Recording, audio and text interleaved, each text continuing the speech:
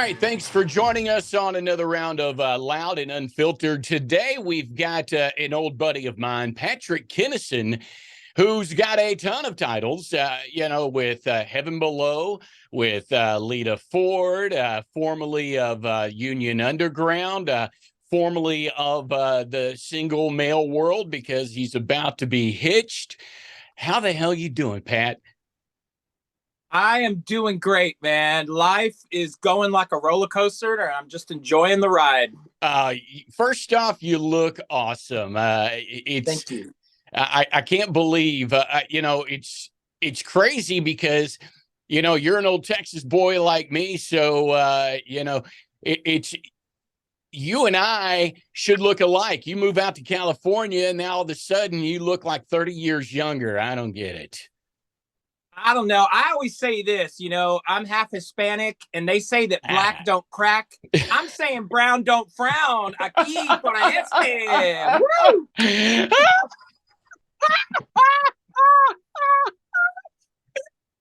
Oh man, if I blow a snot rocket or a snot bubble, it's all good. Okay, so Pat, first off, I'm not even going to wait. I was going to do it towards the middle, but let's talk about the heavy metal wedding of the year. You and Nikki from the Iron Maidens, also from Heaven Below, also a Texan who's also now living in California. So you have a couple Texans move out to California to find true love, and y'all getting hitched. Congratulations, my brother. Thank you. It was a long time coming. Neither one of us ever thought we would be a person that would get married. Right. But you throw two Texans in California way back in 2012, whenever she got here. And we Yeah. were friends for years. We were always dating other people, but we were always the two people that would talk at the party or the restaurant while Yeah. everybody else went. We're talking about tacos. We're talking about Abilene. We're talking about San Antonio. We're Yeah. talking about Avenged Sevenfold, Motley Crue, Yeah. Pantera. Yeah. And when years went by and we both ended up single, it it was chocolate and the peanut butter going together. And Perfect. we're both like, okay, I've never been in a relationship like this one Yeah. before, and I got to tell you, I wasn't nervous to propose to her. All the pieces and all the stuff that led up to it was magical. It was like a That's movie or so. baddest. It was like one of those Hallmark movies, only heavy metal. Man, I'm so damn happy for you, man. Uh, I've got so much more I need to say, but right now, I just want to just turn in a direction and give you a virtual hug. I love the passion that you have and the love that you have for Nikki, and I know she's got the same passion and love for you. As a matter of fact, that shirt that you've got on, that's some of y'all's wedding merch. I mean, seriously, two big rock stars, you're going to have a wedding, you got to have wedding merch. And tell us about the shirt. Well, I got my famous tattoo of the snake skeleton. Yeah. That's the inlays on my new signature model guitar that comes out next year with Schecter Guitars. I wish I had it on me in my prototype, but it's in Lita's Right. locker. Well, I wanted to do some wedding merch, and I had goofy ideas. I wanted to do a merch booth at the wedding. Nikki said, "No way, that's corny." So what I did get through is I took my tattoo and Yeah. I made us a little a crest for our wedding out of it, and it says "Till death do us part" with Heaven Below in there. And everybody Yes. went wild on it. So we just kind of did a little short run, and it's on the shot glasses that people get at the wedding. We recorded our own soundtrack for the wedding, a 3-song EP of songs no one's heard yet that are Wow. just for the wedding. Dude, that is so freaking epic. I mean, but I would expect nothing less coming from you and Nikki. I mean, you guys, it's obviously, it's been obvious since day one that y'all are, the match made in heaven or hell, and or heaven and hell, Yeah.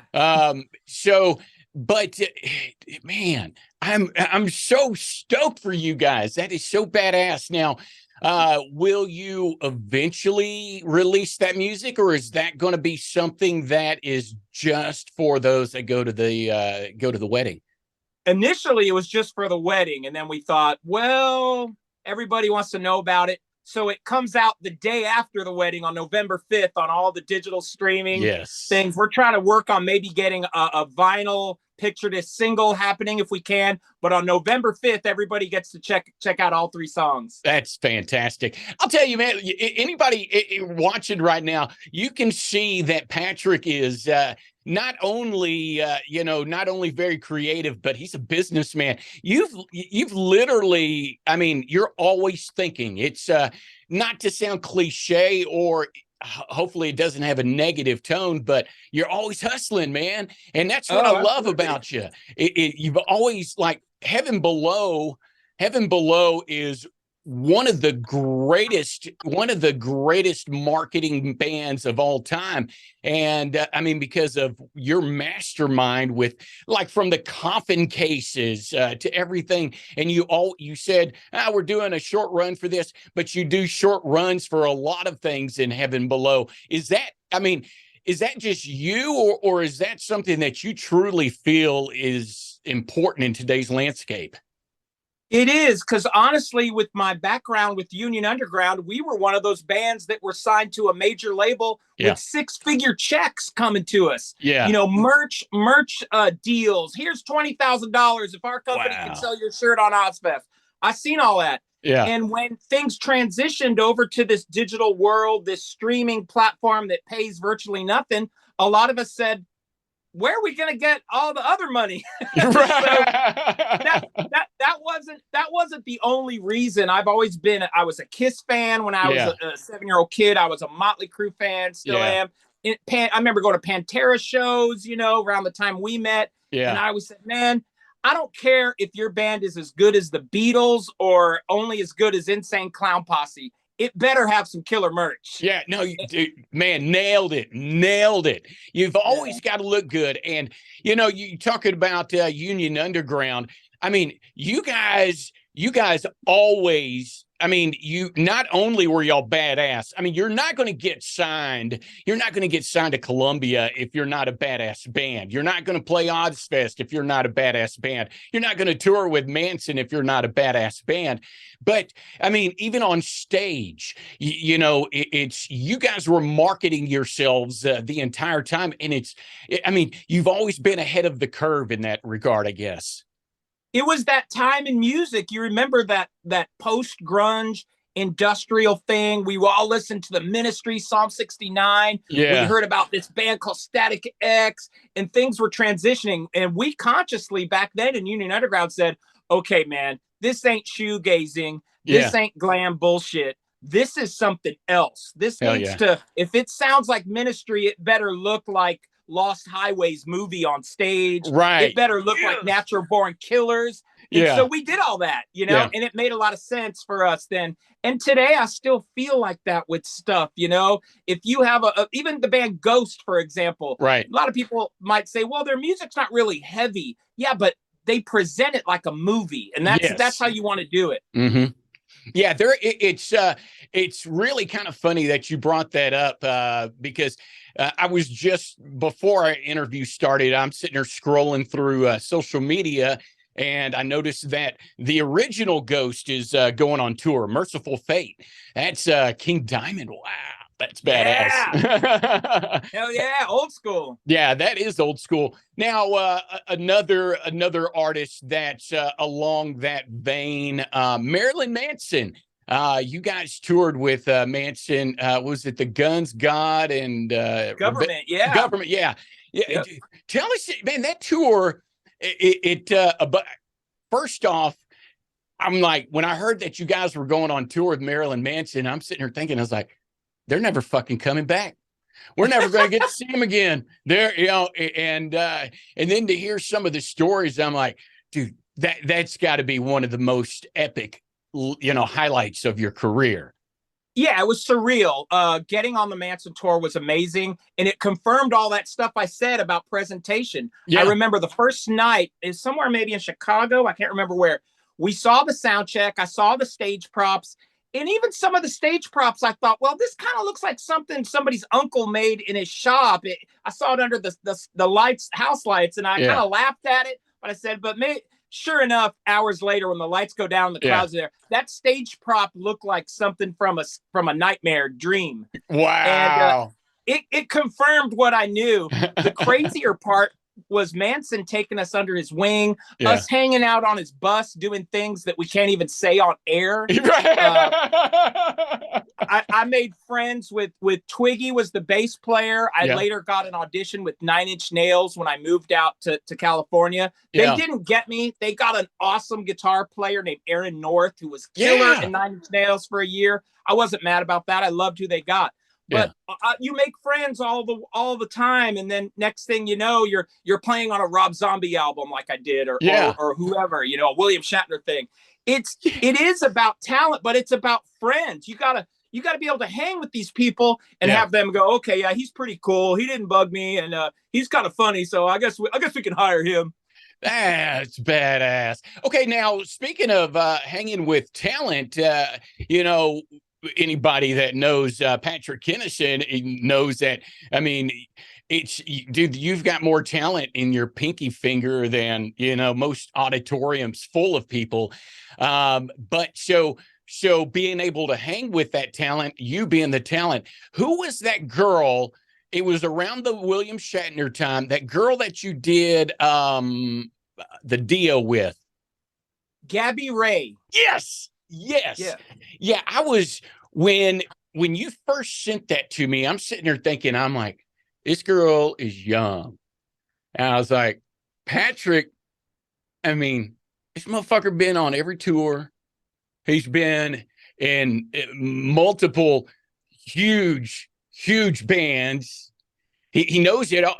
How is she gonna hang with him? And she brought it. She was awesome. So what's she up to nowadays? She ended up doing the Trans-Siberian Orchestra, was the last I knew. Yeah. And there was question of whether she wanted to be pop, hard rock, metal. So there wasn't a clear road for her to go down. Right. Last I knew, I think she worked with like Nuno Betancourt or something. But like anybody else, I'm waiting to see what she does. Maybe there was a little bit of not sure of style, but she definitely had the talent, and it was fun. I love playing acoustic. It's scary but fun.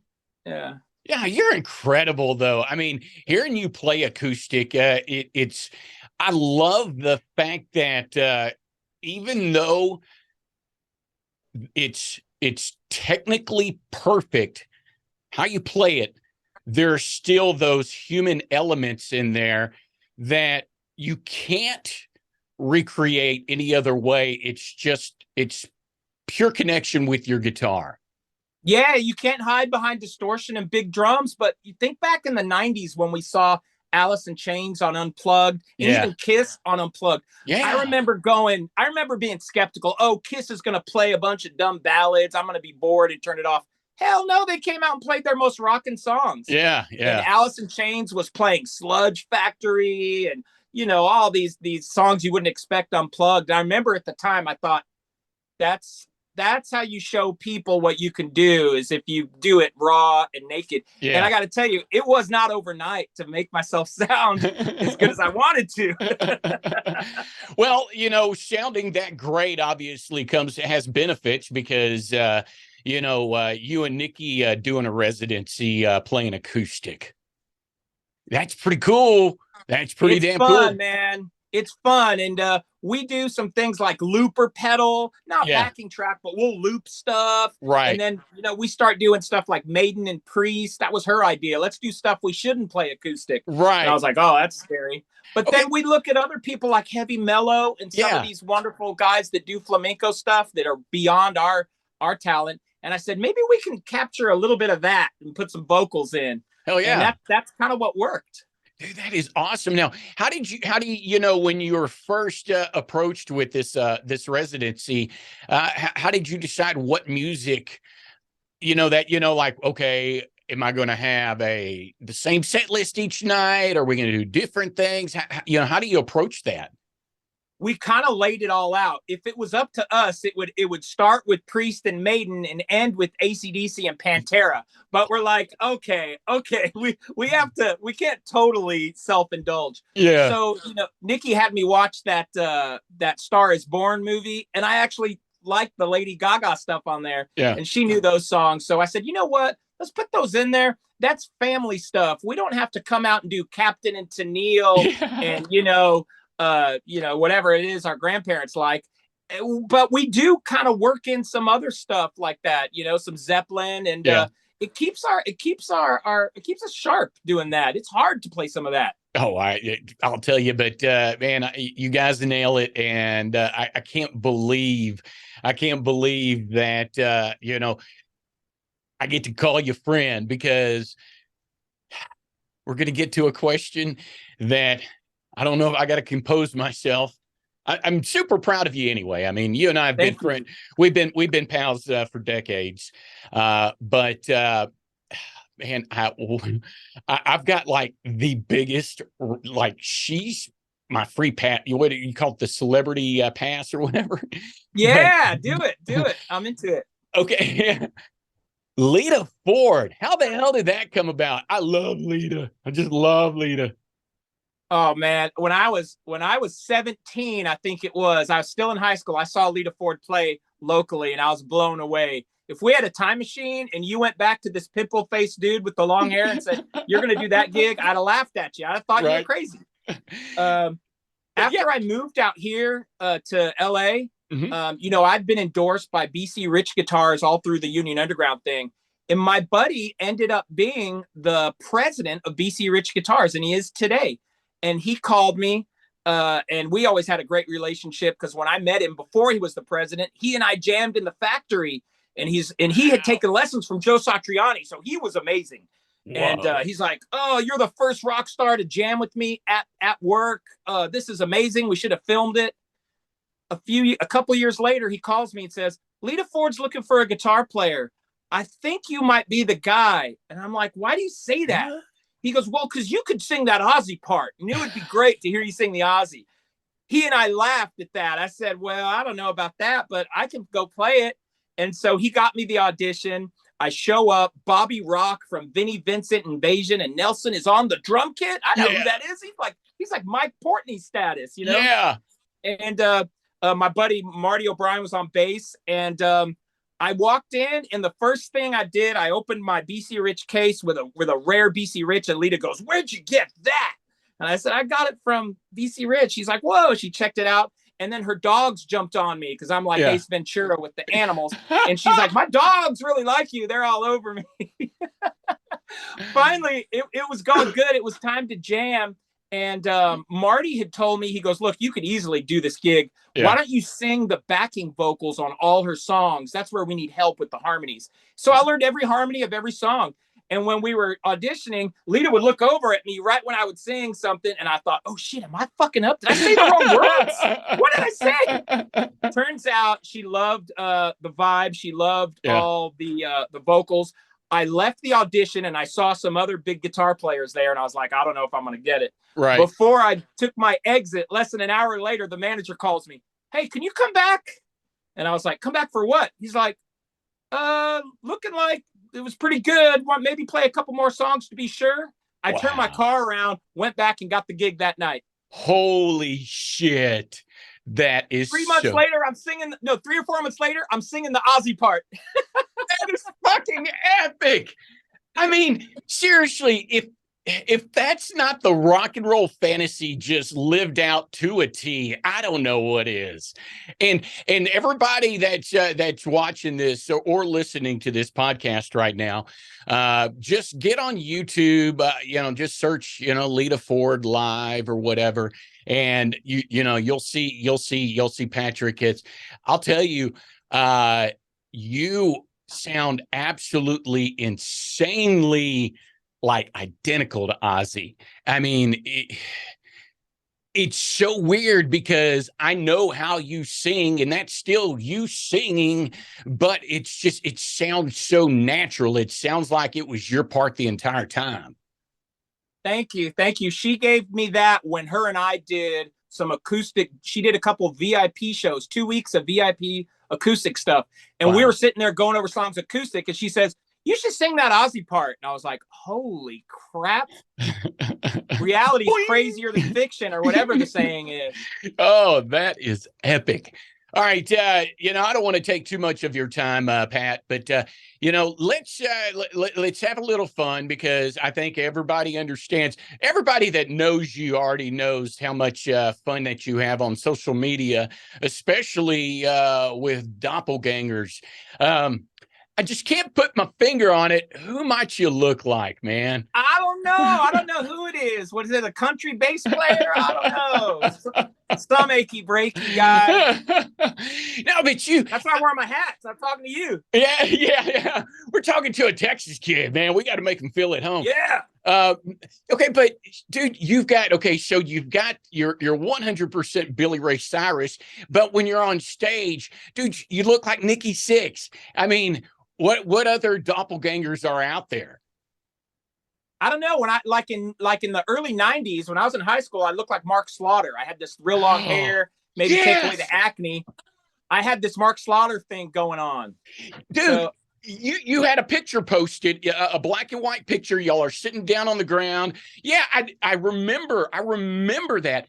And yes, you look exactly like Mark Slaughter. I've been blessed. I've always had this good hair. My Hispanic mom has this wonderful hair, and I inherited it. And when you got a lot of hair, you can kind of make yourself look like what you want a little bit. That's badass.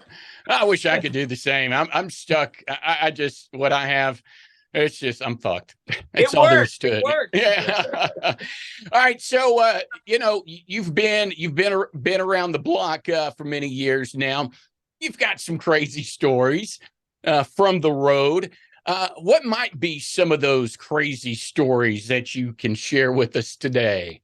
There's so many of them. I got to think about it. I got to get rid of the X-rated ones, get down to an NC-17 rating. Let me see. I got a bunch of them, man. There's all kinds. Maybe one that happened in Abilene with the Union Underground. That one incriminates too many people. That's right. We can't talk about that one. Yeah. There's so many.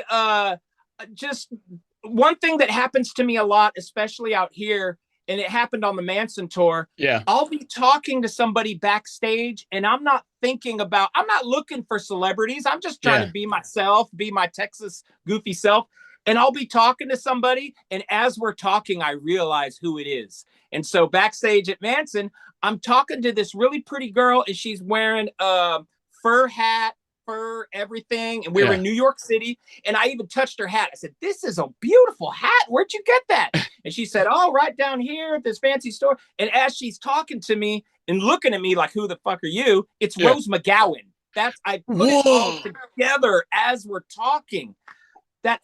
And that happens to me a lot. The other day, I'm at Third Encore where all the bands, Lita rehearses, all the big bands, fancy place. I'm talking to this tall dude with tattoos because I'm looking for where we're rehearsing.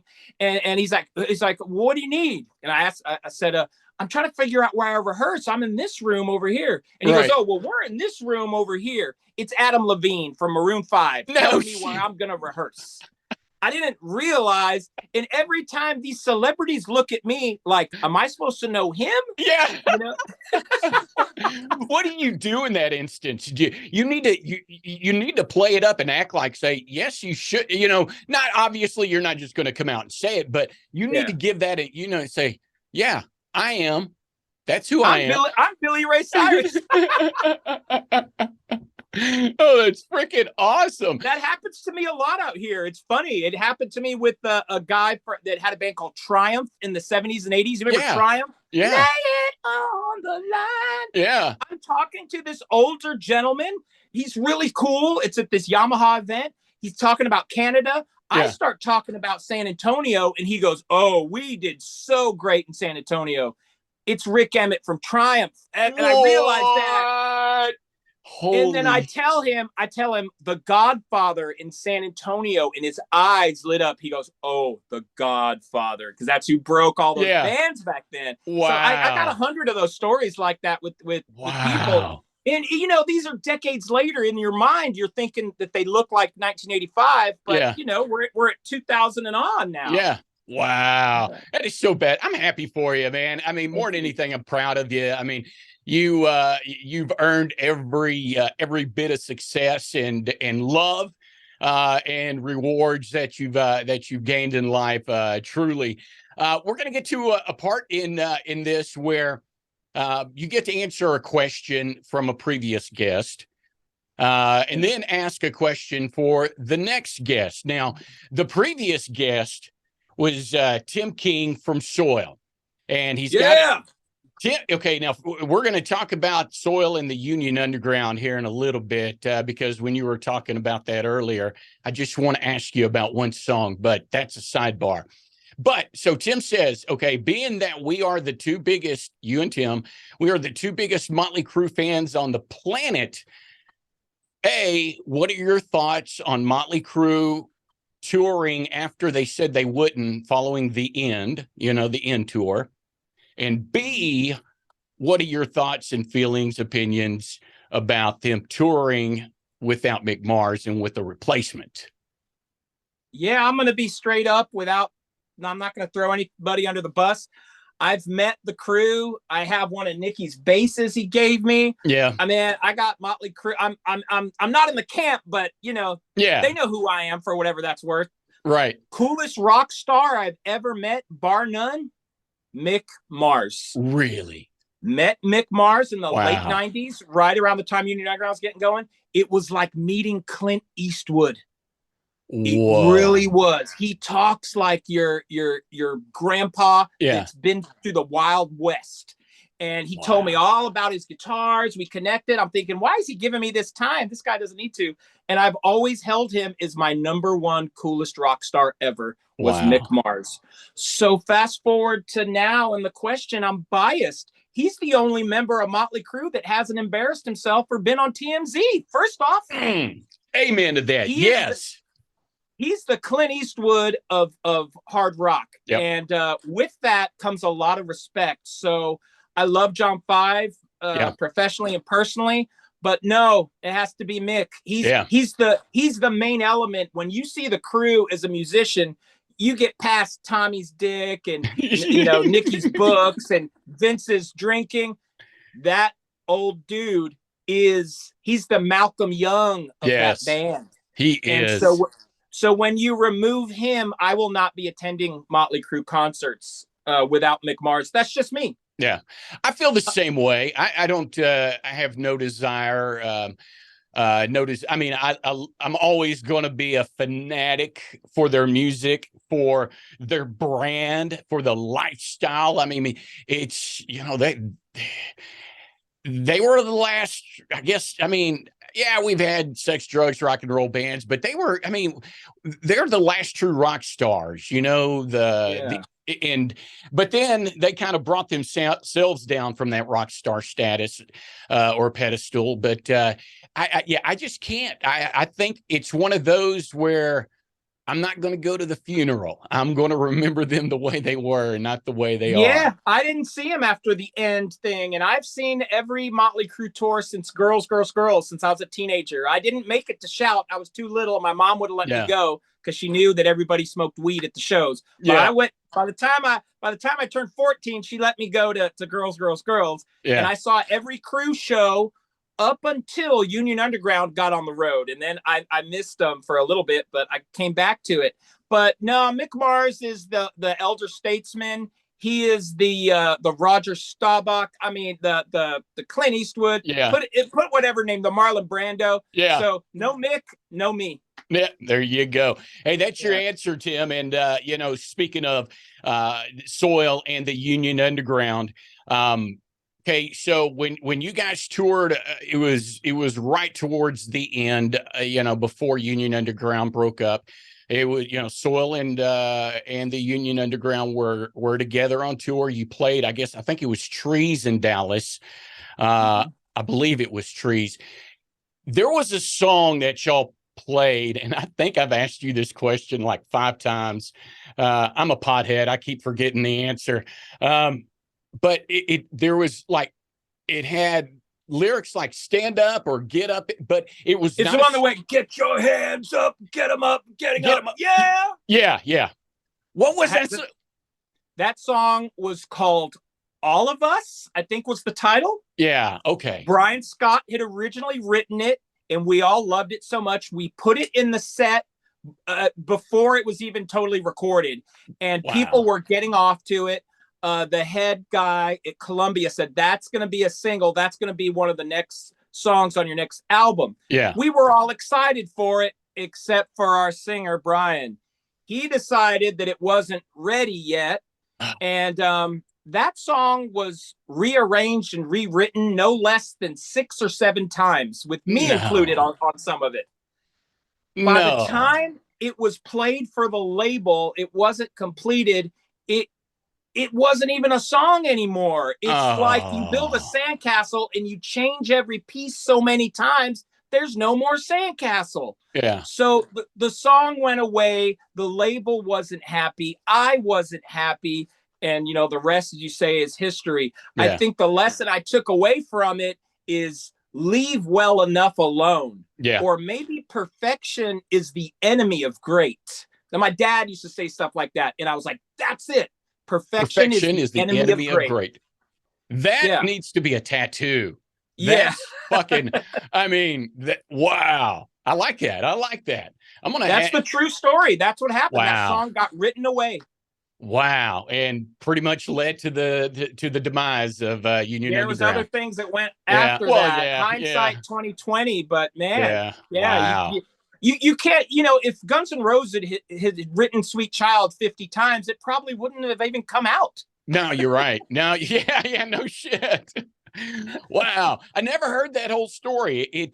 Because that is, for me, that's the last memory I have of, and I've got many Union Underground memories, but that's the last memory I have of the Union Underground. And I remember when you guys were playing that song, all that was going through my head was, I can't wait until I tell Randy Jones, who was our program director at the time, I can't wait to tell him about this tune. Because when we got Turn Me On, Mr. Deadman, you know, before it even hit radio or anything, he and I were in, you know, we had to share an office and we were listening, and he was like, holy shit. He was like, I think we may be hearing the change in that everybody's been talking about in rock music. And of course, you know, Deadman, boom, blew up. But when y'all are sitting there, I mean, just this, it probably was a nanosecond that it went through my head, but y'all are playing it. All I thought about was, I can't wait to tell Jones about this, because, you know, he knew that Deadman was huge. He's just going to lose his shit over this one. And, well, fuck it. Yep. Too many cooks in the kitchen. We got all those sayings that go with it. Too many chiefs, not enough Indians. Right. All that stuff. That song got attacked by all those cliches. Man. Well, brother, we're getting close to the end here. To kind of wrap things up with a few laughs, we've got the Unfiltered finale. So I don't want to ask you this first one, because Nikki, your bride, is a good friend of mine, and I'm not even insinuating it's her. But the first question: what's something you'd rather do than calm an angry woman? Luckily, I never have to calm Nikki. It's usually her calming me. Right. But rather than calm an angry woman, I'd rather try out for the Cosby Show while Bill Cosby is the bartender. Oh, shit. Fucking yes. Yes. Okay. Second question: what useless thing in your house do you refuse to throw away? Oh my gosh. This is an easy one. I have a Metallica Ride the Lightning shirt from the early 2000s that was like one of those sewn up shirts that's super soft and comfortable. Right. It barely hangs on by a string. And my mom saw it and couldn't believe I haven't thrown it away. And Nikki looks at me every time I put it on, like, you're going to wear that? Yeah. It's gotten to the point where I can't wear it in public, but it's comfortable. You know those soft shirts where they're like soft and they They Yeah. sew them up on the sides. Yeah, I love those shirts. That's My epic. Ride the Lightning shirt. It's the worst. It needs to die. You know what? If you ever decide to get rid of it, instead of throwing it away, you should auction it off. Because I guarantee, with the platform that you've got and all the fans that you've got, you'll be able to, pull in some money for that one. Because that's badass. And then plus the whole story that goes behind it. Yeah. Your third question here. What odd skill do you still have from your first job? Wow. Not showing up. Yeah. My first job, I worked in a sandwich shop, an awesome sandwich shop that's still there in San Antonio. And I didn't they wouldn't let me make the sandwiches because my hair was so long. I had to put it back or something like that. I'm really good at washing dishes. Nikki will tell you. Yes. I'm an excellent dishwasher, and I always make the joke that it's because I'm half Hispanic. It's in my DNA. I can wash all the dishes. So anybody ever needs their dishes washed, I'm your man. Oh, Patrick Kennison for hire. All right, the final one, and I'll let you go, my brother. What's your guilty pleasure? Ooh, my guilty pleasure. I have to think about that for a minute. I don't feel guilty about any of my pleasures. Let me see. I'm a huge Bryan Adams fan, and I know that's not metal, right? But I got to tell you, I know Bryan Adams because of Lita Ford, of course, and right. He's got me into his shows before. He's one of the coolest, most talented dudes you've ever met. Wow. And I used to think it was a guilty pleasure, but after knowing him, I'm going to tell you there's no guilt. He's a badass. I love him. Yeah, if you listen to metal music, you can listen to Bryan Adams. He's a genius. He can take 3 chords and make you feel something. Oh, man. Yeah, that's make you feel something. That you remember. It's like when you hear Summer of '69 starting off, it evokes emotion. You remember something. I mean, hell, the song is about remembering something. The Summer of '69. He's got so many hits. When you see him live, you forget. It's 2 hours of hits. Yeah, I like to consider him he's like the redneck version of Bruce Springsteen. You know, all these Yankee people love Bruce Springsteen, and I don't love or hate Bruce Springsteen. Right. He's whatever. But Bryan Adams, that's my man. See, I feel the same way. I'm right there with you. I mean, I'm indifferent to the boss, but Bryan Adams, I'd go see him any day of the week. Absolutely. Show. Well, my brother from another mother, first off, or finally again, or whatever, congratulations. I love you. I love Nikki. I wish you guys nothing but a prosperous, loving future together. It's incredible. I mean, and look at it, man. Half of the Union Underground's getting married this year. John getting married. John gets married the day after us. John's married on November 5th. Holy shit. That's badass. That's badass. Congratulations. I love you. And, I'll talk to you soon. And thank you so much for joining us on Loud and Unfiltered. Love you, brother. Can't wait to talk to you soon. Yes, sir. How's it going? I'm Frank Payne, the host of Loud and Unfiltered. Thanks for watching today's episode. I'd like to thank my buddy Patrick Kennison for joining us today. He's always a hoot, and I'm telling you, man, when it comes to storytellers, he's got all kinds to tell. All the years he's been in the world of rock. And congratulations to Patrick and Nikki. When we recorded this episode, they weren't married, but now that you're watching it, they are, and congratulations to them and their marriage, and good luck to their future. Love them both to death. Don't forget to check out Dale Jr. for President.com. It's got our merch store on there and more. Got to say, we are not affiliated with Dale Earnhardt Jr. or his desire to run for president. That was just the only website available because loudandunfiltered.com was not. Dale Jr. for President.com. Check it out. I'd appreciate it. It would actually help keep this podcast going. Have a great one. Please remember, be a good human and stay loud and unfiltered.